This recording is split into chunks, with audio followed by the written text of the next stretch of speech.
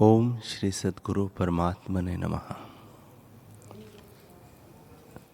श्री योग वशिष्ठ महारामायण उत्पत्ति प्रकरण सर्ग 57। राजा बोले, हे राक्षसी,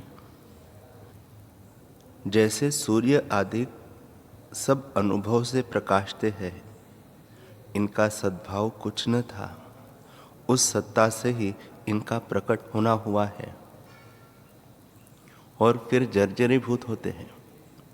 शुद्ध चिन्मात्र सत्ता प्रकाश रूप है और वह सदा अपने आप में स्थित है। उस चिद अणु के भीतर बाहर प्रकाश है और यह जो सूर्य, चंद्रमा, अग्नि आदि प्रकाश है सो तम से मिले हुए हैं, अर्थात भेद रूप है। ये भी तम रूप है क्योंकि प्रकाश की अपेक्षा रखते हैं। इसमें इतना भेद है कि प्रकाश शुक्ल रूप है और तम कृष्ण रूप है। इससे रंग का भेद है, प्रकाश रूप कोई नहीं। जैसे मेघ का कुहिरा शाम होता है और बर्फ का शुक्ल होता है, पर दोनों कुहिरे हैं, तैसे ही तम और प्रकाश दोनों तुल्य हैं और आत्मसत्ता दोनों को प्रकाशती है। इससे दोनों का आश्रयभूत आत्मसत्ता ही है। हे राक्षसी, रात्रि, दिन, भीतर, बाहर, नदियाँ, पहाड़ आदि सब लोग आत्मसत्ता के प्रकाश से ही प्रकाशते हैं।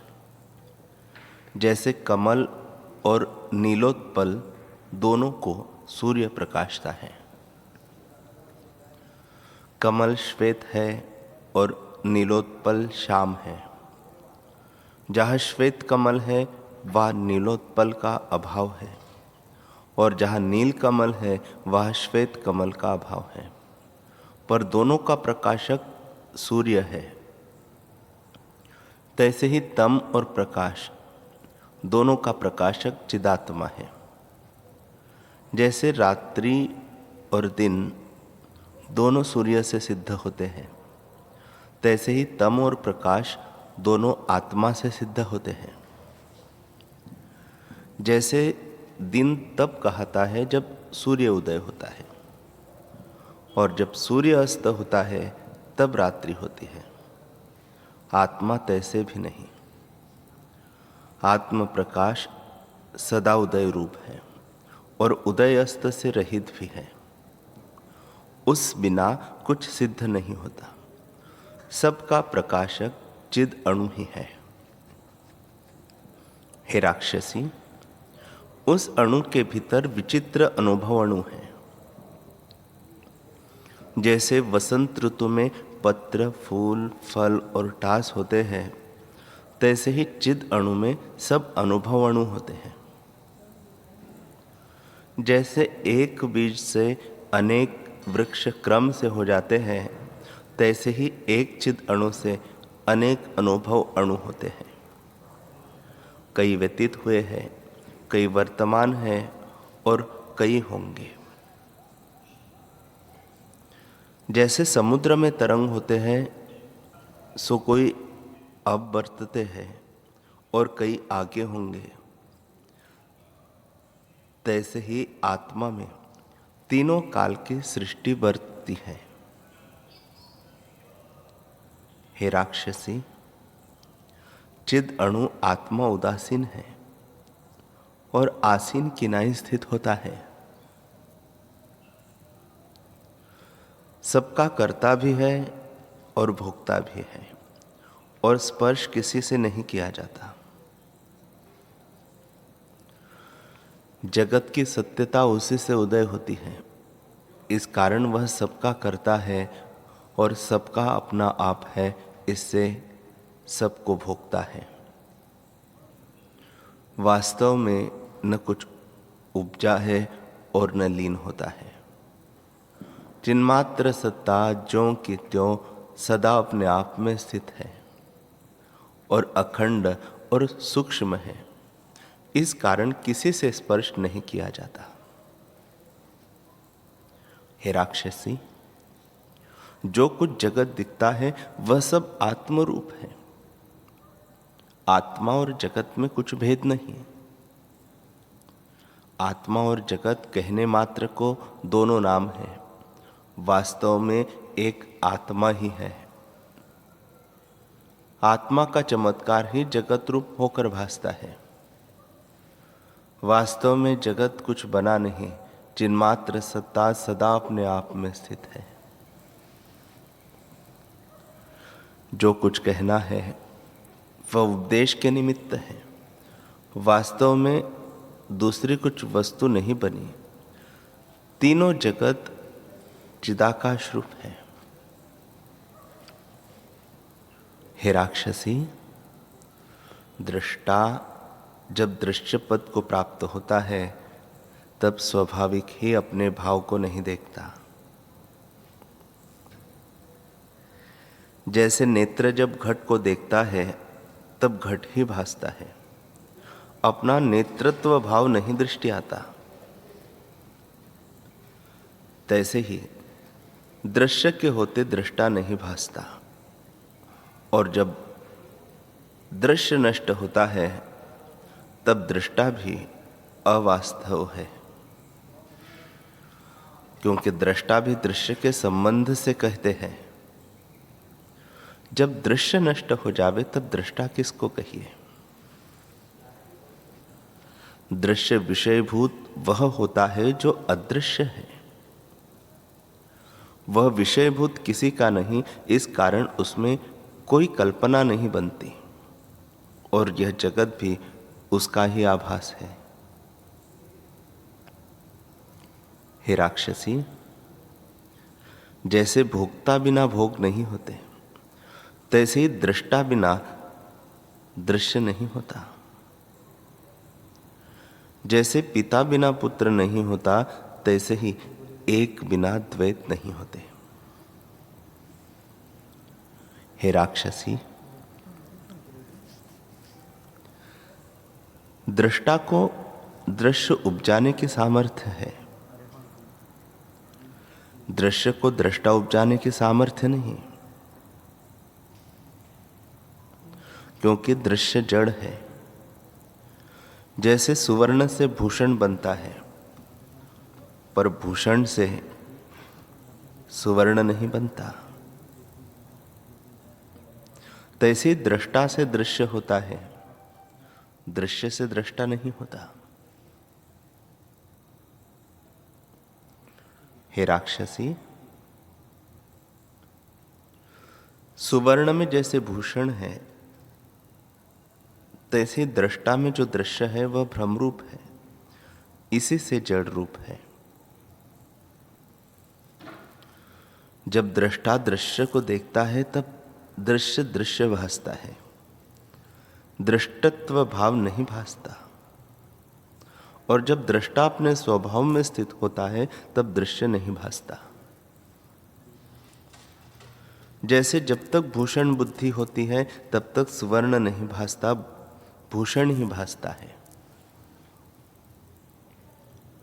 और जब सुवर्ण का ज्ञान होता है तब सुवर्ण भासता है, भूषण नहीं भासता। एक सत्ता में दोनों नहीं सिद्ध होते। जैसे अंधकार में किसी पुरुष को देखकर उसमें पशुत्व भ्रम हो, तो जब तक पशु बुद्धि होती है तब तक पुरुष का निश्चय नहीं होता, और जब निश्चय करके पुरुष जाना तब फिर पशु बुद्धि नहीं रहती। तैसे ही जब दृष्टा दृश्य को देखता है तब दृष्टा भाव नहीं दिखता, दृश्य ही भासित होता है।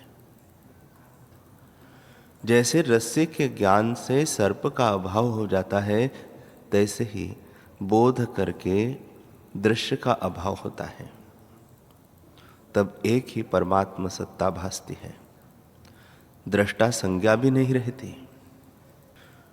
जैसे दूसरे की अपेक्षा से एक कहता है और दूसरे के अभाव से एक एक नहीं कह सकते, तैसे दृश्य के अभाव से दृष्टा कहना नहीं रहता, केवल शुद्ध संवित मात्र पद शेष रहता है, जिसमें वाणी की गति नहीं। जैसे दीपक पदार्थों को प्रकाशता है, तैसे दृष्टा दर्शन और दृश्य को प्रकाशता है, और बोध से मात्र, मान और मेय त्रिपुटी लीन हो जाती है। जैसे सुवर्ण के जानने से भूषण की कल्पना का अभाव हो जाता है, तैसे ही ज्ञान से त्रिपुटी का अभाव हो जाता है। केवल शुद्ध अद्वैत रूप रहता है। हे राक्षसी, परमाणु जो अत्यंत निस्वाद रूप है, वह सर्व स्वादों को उपजाता है। जहाँ रस सहित होता है, वह चिद अणु करके होता है। जैसे आदर्श बिना प्रतिबिंब नहीं होता, तैसे ही सब स्वाद चिद अणु बिना नहीं होते। सबको रस देने वाला चिद अणु ही है। आत्मभाव से सबका अधिष्ठान है और सूक्ष्म से सूक्ष्म है, इसे निस्वाद है। वह चिद अणु आपको छिपा नहीं सकता। सब जगत को उसने ढांप रखा है और आप किसी से ढांपा नहीं जाता। यह चिदाकाश रूप है, सब पदार्थों को सत्ता देने वाला है और सबका आश्रयभूत है। जैसे घास के वन में हाथी नहीं छिपता, तैसे ही आत्मा किसी पदार्थ से नहीं छिपता। हे राक्षसी, जिससे सब पदार्थ सिद्ध होते हैं और जो सदा प्रकाश रूप है, वह मूर्खों की नहीं भासता, मूर्खों को नहीं भासता, यही बड़ा आश्चर्य है। वह सदा अनुभव रूप है और यह जगत उसी से जीता है।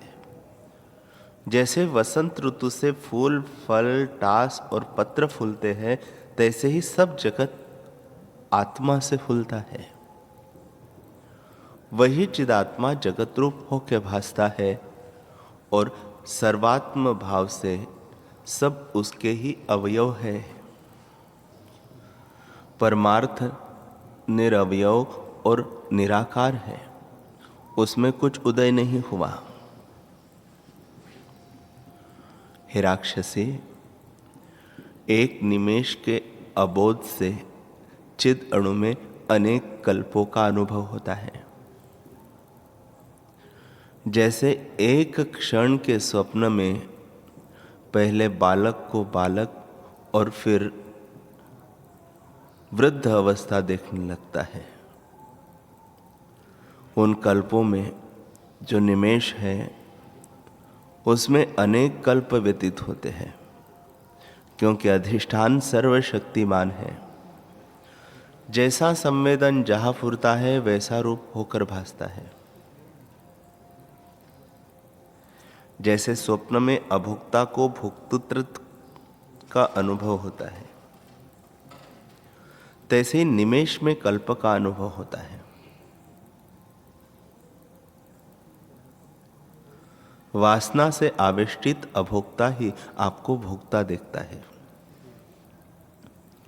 जैसे स्वप्न में मनुष्य अपना मरण प्रत्यक्ष देखता है, तैसे यह जगत भ्रम से भासता है। हे राक्षसी, जो कुछ आकार भासते हैं, वे ब्रह्मात्र है। जैसे निर्मल आकाश में नीलता भासती है, तैसे ही आत्मा में विश्व भासता है। आत्मा सर्वगत और सबका अनुभव है। हे राक्षसी, उसमें व्यापक भाव भी नहीं, क्योंकि सर्व आत्मा है और सर्वरूप भी वही है। जब शुद्ध चित्त संवेदन में फुरता है, तब पृथक पृथक भाव वह चेतता है। इच्छा से जिस पदार्थ की उपलब्धि होती है उसमें व्याप्य व्यापक भाव की कल्पना होती है। वास्तव में जो इच्छा है वही पदार्थ है। जैसे जल में द्रवता होती है और उससे तरंग, फेन, बुदबुदे होते हैं, सो सब जल रूप है, जल से भिन्न नहीं। तैसे ही इच्छा से उपजे पदार्थ आत्मरूप है, उससे भिन्न नहीं। आत्मा देश, काल और वस्तु के परिच्छेद से रहित है। केवल शुद्ध चिन्मात्र और सर्वरूप होकर स्थित हुआ है और सबका अनुभव भी उसी में हुआ है।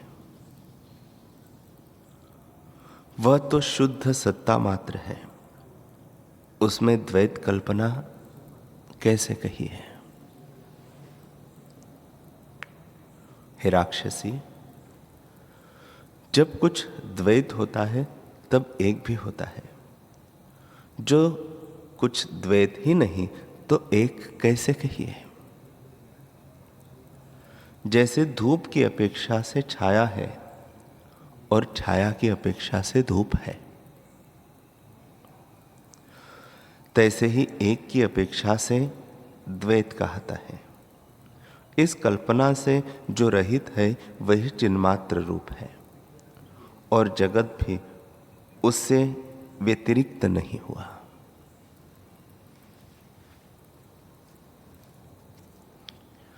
जैसे जल और द्रवता में कुछ भेद नहीं, तैसे ही आत्मा और जगत में भी कुछ भेद नहीं।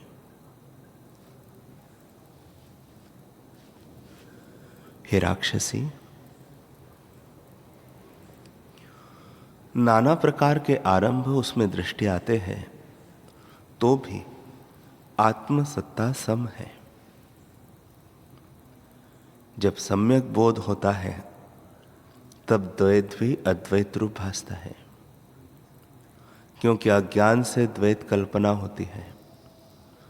वास्तव में द्वैत कुछ नहीं, अज्ञान के अभाव से द्वैत का भी अभाव हो जाता है।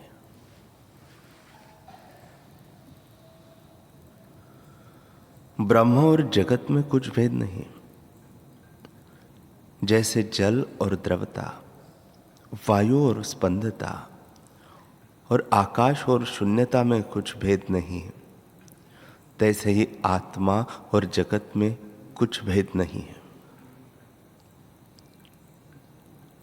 हे राक्षसी, द्वैत और अद्वैत जानना दुख का कारण है। द्वैत और अद्वैत की कल्पना से रहित होने को ही परम पद कहते हैं। दृष्टा रूप जो जगत है वह चित परमाणु में स्थित है और उसमें सुमेरु आदिक स्थित है। बड़ा आश्चर्य है कि माया से चित परमाणु में त्रिलोकियों की परंपरा स्थित है।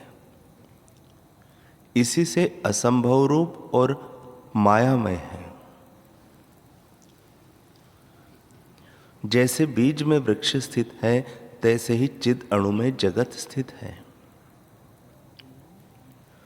जैसे शाखा, पत्र, फूल और फल से बीज अपना बीजत्व नहीं त्यागता और अखंड रहता है, तैसे ही चिद अणु के भीतर जगत का विस्तार है और अणुत्व भाव नहीं त्यागता, अखंड ही रहता है।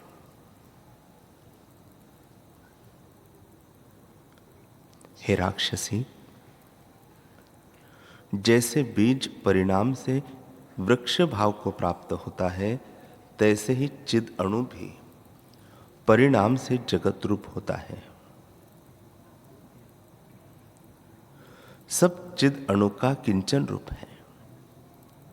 इससे ऐसे दिखाई देता है। वास्तव में न द्वैत है न अद्वैत है, न बीज है न अंकुर है, न स्थूल है न सूक्ष्म है, न कुछ उपजा है न नष्ट होता है, न अस्ति है न नास्ति है, न सम है न असम है, और न जगत है न अजगत है। केवल चिदानंद आत्म सत्ता अचिंत्य चिन्मात्र अपने आप में स्थित है। जैसी जैसी भावना होती है तैसे ही तैसी होकर भासती है। हे राक्षसी, यह अन उदय ही संवेदन के वश से उदय होकर भासता है। जैसे बीज से वृक्ष अनन्य रूप होकर भासता है, तैसे ही एक आत्मा अनेक रूप होकर भासता है। न कुछ उदय हुआ है और न मिटता है। हे राक्षसी, उस चिद अणु में कमल की डंडी किनाई तात सुमेरु किनाई स्थूल है। जैसे कमल की डंडी को तात से सुमेरु स्थूल है, तैसे चिद अणु से कमल की डंडी स्थूल है और दृश्य रूप है। पर चिद अणु दृश्य और मन सहित षड इंद्रियों का विषय नहीं, इस कारण तात से भी सूक्ष्म है। और उस चिद अणु में अनंत सुमेरु आदि स्थित है, सो क्या रूप है। जैसे आकाश में शून्यता होती है, तैसे ही आत्मा में जगत है। हे राक्षसी, जिसको आत्मा का बोध हुआ है, उसको जगत सुषुप्ति की नाई भासता है। वह आत्मसत्ता अद्वैत रूप और परिणाम से रहित है। उसमें मुक्त पुरुष सदा स्थित है। परमार्थ से जगत भी ब्रह्म रूप है, भिन्न भाव कुछ नहीं। श्री वशिष्ठ जी बोले, हे रामचंद्र जी, इस प्रकार राजा के मुख से सुनकर करकटी ने वन के मरकटी रूप जीवों के मारने की चपलता त्याग की और भीतर से शीतल होकर विश्राम पाया। जैसे वर्षा काल में मोरनी प्रसन्न होती है, चंद्रमा को देख के चंद्रवंशी कमल प्रफुल्लित होते हैं और मेघ के शब्द सुन के बगली गर्भवती होती है, तैसे ही राजा के वचन सुन के करकटी परमानंद हुई और फिर बोली, बड़ा आश्चर्य है, बड़ा आश्चर्य है। हे राजन, तुमने महापावन वचन कहे, इसे मैंने तुम्हारा विमल बोध देखा और अमृत सार और समरस से पूर्ण, शुद्ध और राग द्वेष आदि मल से रहित है। जैसे पूर्णिमा का चंद्रमा शीतल अमृत से पूर्ण और शुद्ध होता है, तैसे ही तुम्हारा बोध है। विवेकी जगत में पूज्य है। जैसे चंद्रमा को देख के कमलिनी प्रफुल्लित होती है, फूलों से मिलके वायु सुगंधवान होती है और सूर्य के उदय होने से सूर्यमुखी कमल प्रफुल्लित हो आते हैं, तैसे ही संतों की संगति से बुद्धि सुख पाती है। हे राजन, वह कौन है जो दीपक हाथ में लेकर गड्ढे में गिरे, और वह कौन है जो दीपक हाथ में लेकर तम देखे। तैसे ही वह कौन है जो संतों की संगति करे और दुखी रहे। संतों की संगति से सभी दुख नष्ट होते हैं। हे राजन, तुम इस वन में किस प्रयोजन से आए हो? तुम तो पूजने योग्य है। राजा बोले, हे राक्षसी, मेरे नगर में जो मनुष्य रहते हैं उनको एक विसूचिका व्याधि रोग लगा है और उससे वे बहुत कष्ट पाते हैं। औषधि भी हम बहुत कर रहे हैं पर दुख दूर नहीं होता।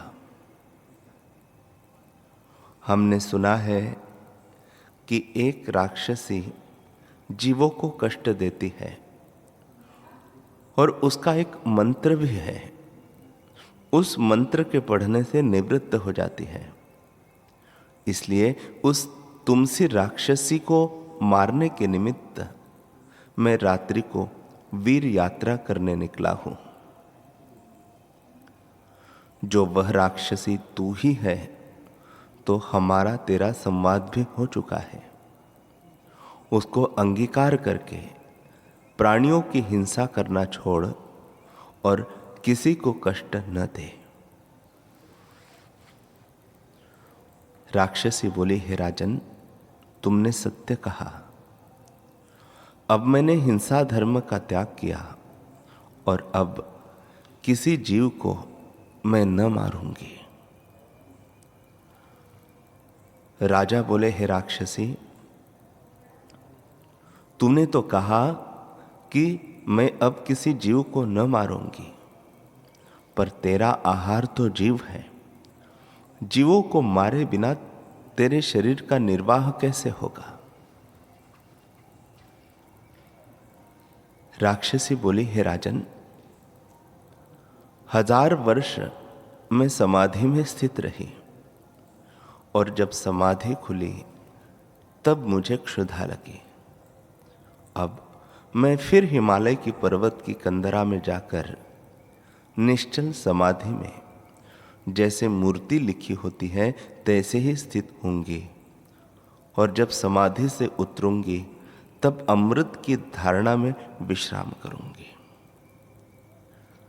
जब उससे उतरूंगी तब शरीर का त्याग कर हिंसा न करूंगी। जिस प्रकार मैंने हिंसा धर्म को अंगीकार किया था वह भी तुम सुनो। हे राजन, मुझको जब बड़ी क्षुधा लगी तब उसके निवारण के अर्थ में हिमालय पर्वत के उत्तर शिखर पर वन में एक सोने की शिला के पास लोहे के थंब किनाई जीवों के नाश के निमित्त तप करने लगी। और जब बहुत वर्ष व्यतीत हुए तब ब्रह्मा जी ने मनोवांछित वर मुझको दिया। तब मेरे 2 शरीर हुए, एक आधारभूत सूर्य की नाई और दूसरा पुर्यष्टक, और मैं विसूची का नाम राक्षसी हुई। उस शरीर से मैं अनेक जीवों के भीतर जाकर उनको भोजन करती रही, परंतु ब्रह्मा जी ने मुझसे कहा था कि जो गुणवान होंगे और जो ओम मंत्र पढ़ेंगे उन पर तेरा बल न चलेगा, तू निवृत्त हो जाएगी। हे राजन, उसी मंत्र का उपदेश अब तुम भी अंगीकार करो। उस मंत्र के पाठ से सबके रोग नष्ट होंगे। ब्रह्मा जी का जो उपदेश है उसको तुम नदी के तट पर जाकर और पवित्र होकर शीघ्र ही ग्रहण करो।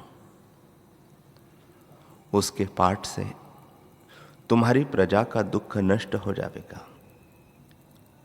इतना कहकर वशिष्ठ जी बोले, हे रामचंद्र जी, इस प्रकार जब अर्धरात्रि के समय राक्षसी ने कहा तब राजा, मंत्री, राक्षसी तीनों निकट नदी के तीर पर गए और अनन्य व्यतिरेक करके आपस में सहृद हुए।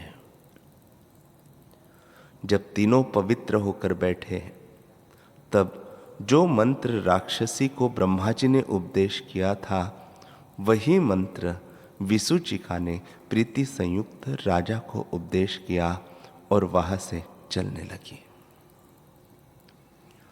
तब राजा ने कहा, हे महादेवी, तू हमारी गुरु है, इससे हम कुछ प्रार्थना करते हैं, उसे अंगीकार कर। जो महापुरुष है उनका सुंदर सहृदपना बढ़ता जाता है और तुम्हारा शरीर भी इच्छाचारी है।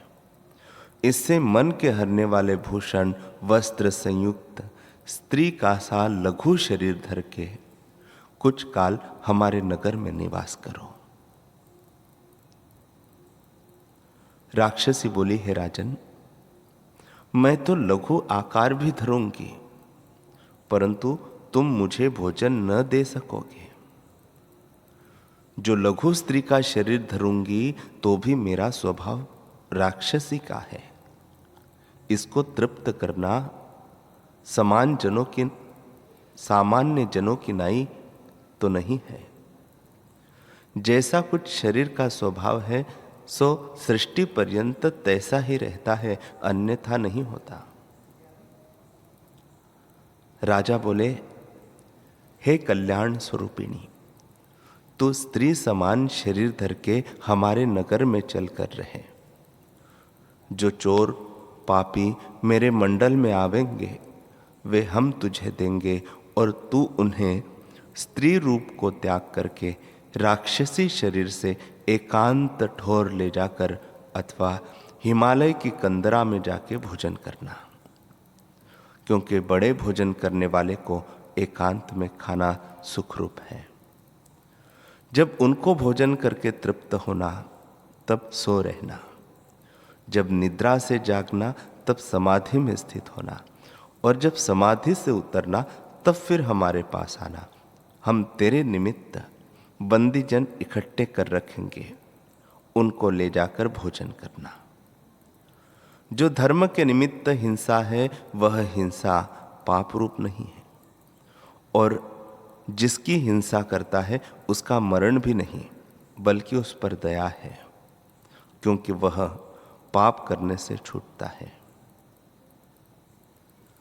राक्षसी बोली, हे राजन, तुमने युक्ति सहित वचन कहे हैं, इससे मैं स्त्री का शरीर धर के तुम्हारे साथ चलूंगी।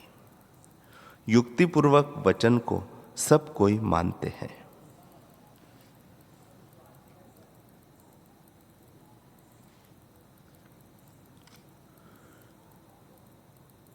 हरि ओम।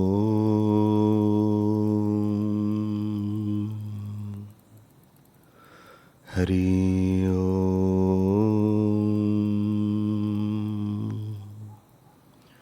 ओम। सहना भवतु सहनौ भुनक्तु सह वीर्यं करवावहै तेजस्विनावधीतमस्तु मा विद्विषावहै। ओम शांति शांति शांति। श्री सद्गुरुदेव भगवान की जय।